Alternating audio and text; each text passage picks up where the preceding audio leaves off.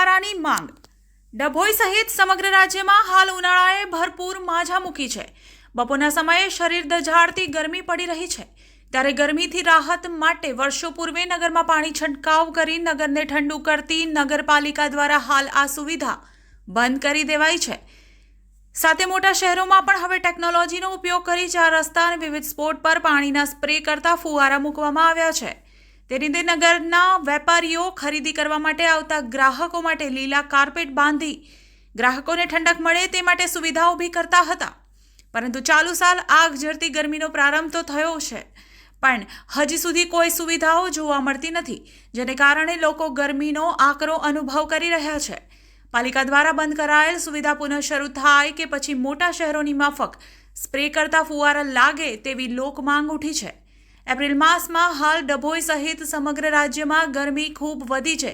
અંગ દઝાડતી ગરમીથી લોકો ત્રાહિમામ પોકારી ઉઠ્યા છે।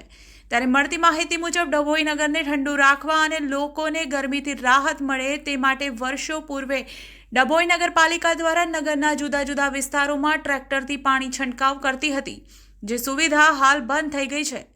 મોટા શહેરોમાં પાલિકા દ્વારા ગરમીથી રાહત થાય તે માટે ટેકનોલોજીનો ઉપયોગ કરી 4 રસ્તા અને જુદા જુદા સ્પોટ પર રાહદારીઓને ઠંડક થાય તે માટે સ્પ્રે ફુવારા મૂકવામાં આવ્યા છે।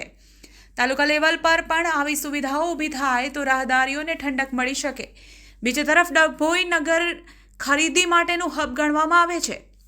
આસપાસના ગ્રામજનો મોટી સંખ્યામાં ખરીદી અર્થે આવતા હોય છે, ત્યારે વેપારીઓ દ્વારા મુખ્ય બજારોમાં લીલા કાર્પેટ બાંધી સૂર્યકિરણોથી ગ્રાહકોને રક્ષણ આપતા હતા, પણ કાર્પેટ લગાવવાના પણ હમણાં બંધ થયા છે।